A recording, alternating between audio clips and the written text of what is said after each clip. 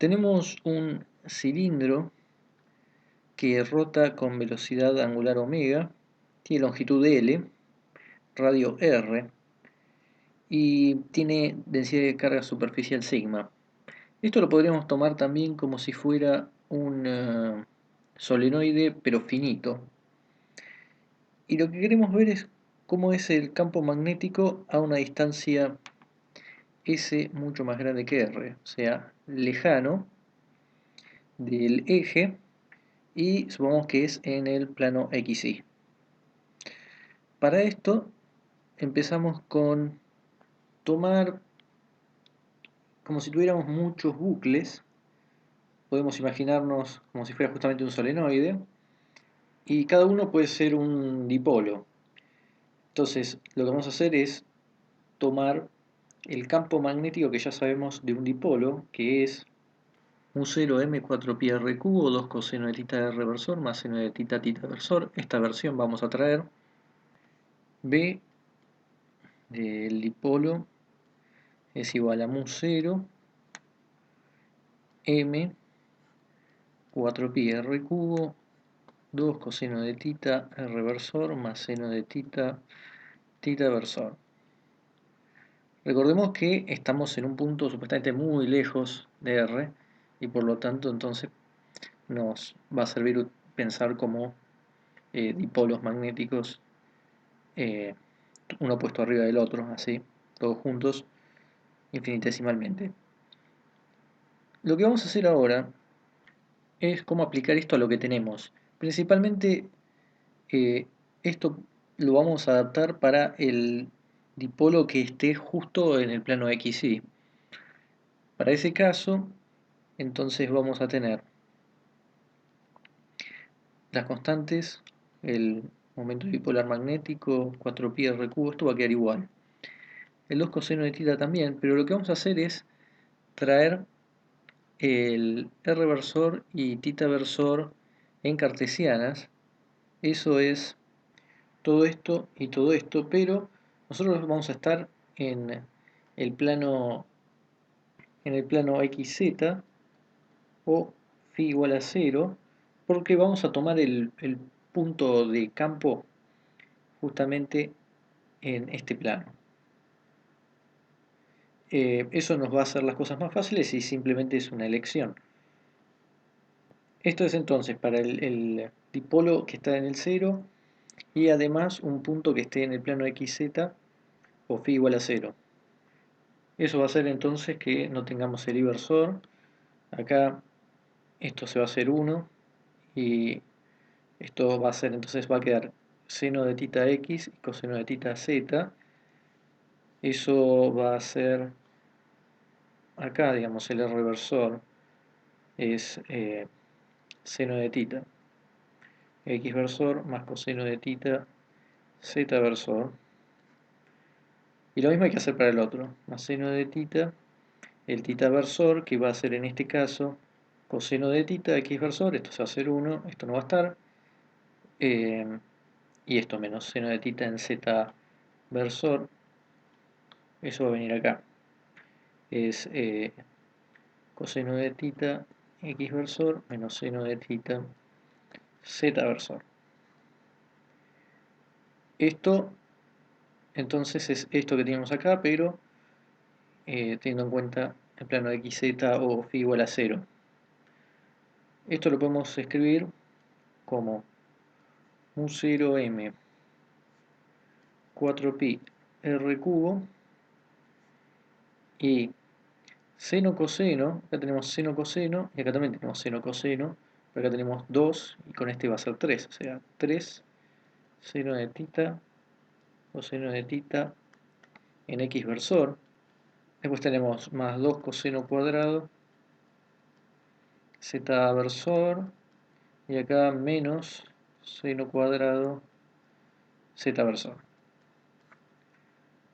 Entonces tenemos muchos dipolos, todos puestos así, desde L sobre 2, que es este punto, hasta menos L sobre 2 estaría ahí, menos L sobre 2.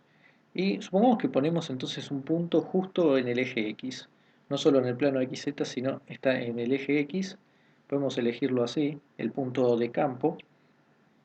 Vamos a traer el momento dipolar del bucle circular y pi r cuadrado en z versor. Para el bucle circular entonces es pi y r cuadrado en z versor, pero esto es uno solo, es un diferencial para nosotros que vamos a tener muchos, por lo tanto el I, la corriente que vamos a tener, es sigma por B, esta es la definición, pero el B en nuestro caso lo escribimos como R por omega, y diferencial Z, porque es justamente un solo bucle de todos los que vamos a tener. Entonces esto era B, y entonces el diferencial M es pi por todo esto, o sea, sigma R cubo vamos a tener omega de z, z versor. O sea, la corriente es en realidad lambda por B, o sea, una densidad lineal, y por eso, para compensar que tenemos una densidad de superficie, hay que poner este diferencial Z. De esa forma tenemos el diferencial, digamos, de momento dipolar magnético.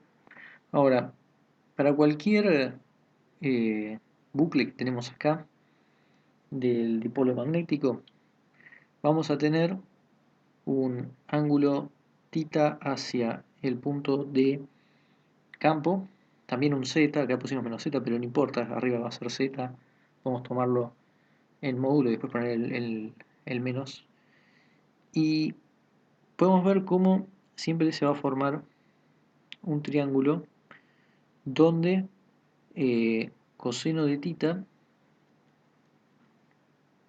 la hipotenusa va a ser esta, así que el adyacente va a ser menos z sobre r, y el seno de θ es para el opuesto, si esto lo llamamos s, es s sobre r. En otras palabras, r es igual a s cuadrado más z cuadrado si r es la hipotenusa. Acá esto es vectorial, así que ponemos la raya de vectorial. Igual para nuestra fórmula solo necesitamos el módulo. Vamos a resolver primero lo que tiene que ver con x versor. Entonces, donde haya seno de θ hay que poner s sobre r, coseno de θ menos z sobre r, y en cada r tenemos raíz de s cuadrado más z cuadrado. Y hay que traer el m, el diferencial m, y después sumar en todos los z's. Esta integral entonces sería así. Tenemos por un lado todo esto, el mu 0, 4pi, el r cubo sería, si el r es la raíz, vamos a ponerlo acá de vuelta, de s cuadrado más z cuadrado a la 1 medio.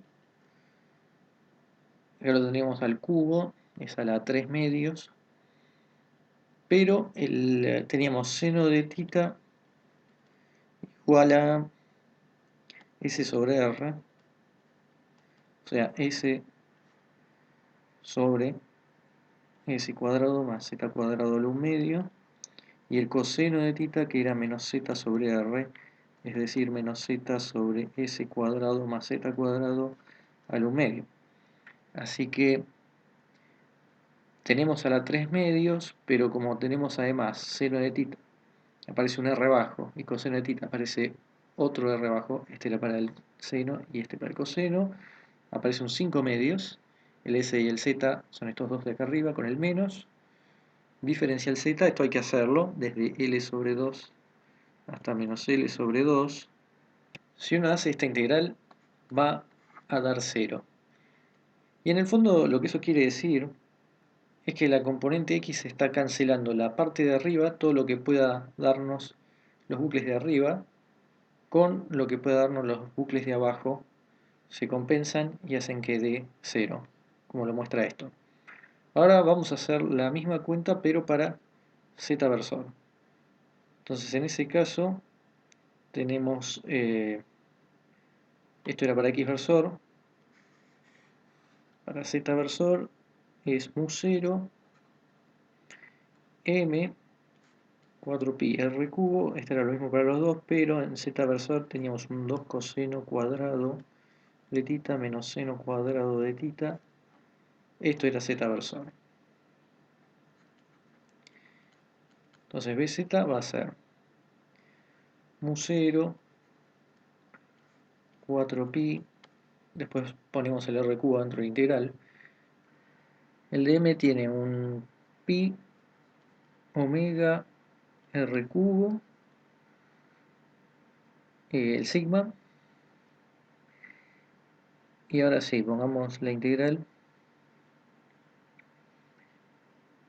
Tenemos 2 coseno cuadrado menos seno cuadrado. El coseno lo tenemos acá, así que eso pongámoslo como z cuadrado y pongamos la raíz directamente, porque ya es a la 1/2, así que al cuadrado no aparece nada. Menos lo que sería esto, s al cuadrado y otra vez la raíz, bueno, sin la raíz, s cuadrado más z cuadrado sería, vamos a ponerlo.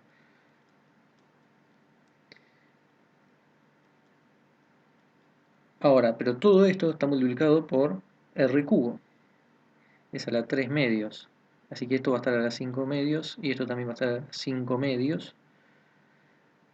Esto es dz menos L sobre 2, L sobre 2.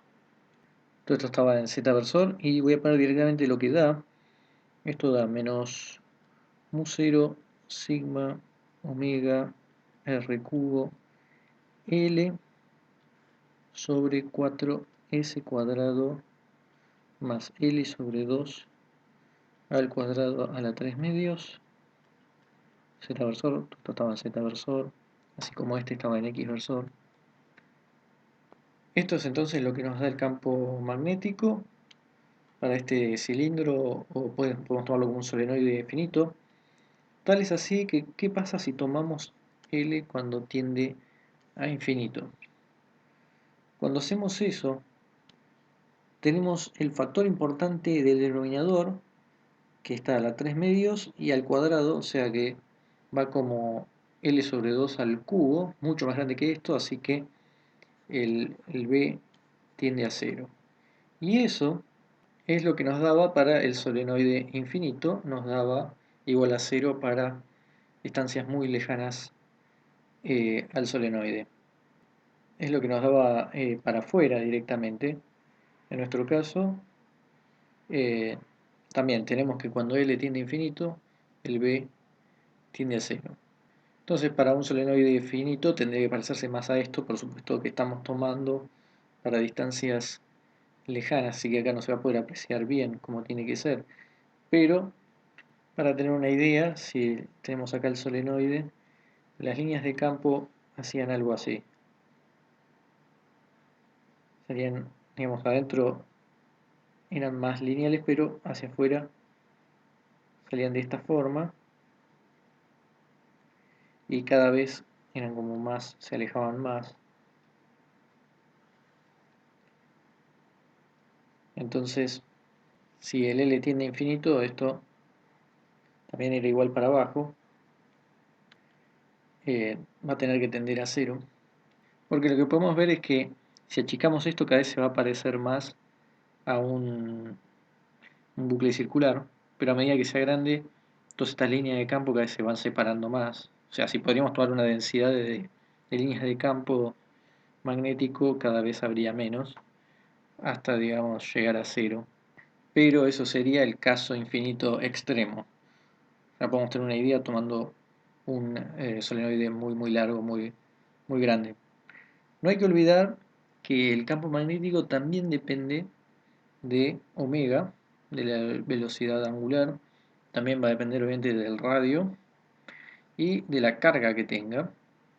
Y además del L, hay que ver cuál es el punto S de campo que tomemos, porque vamos a hacer una dependencia también acá en el denominador de el punto en X que estemos tomando.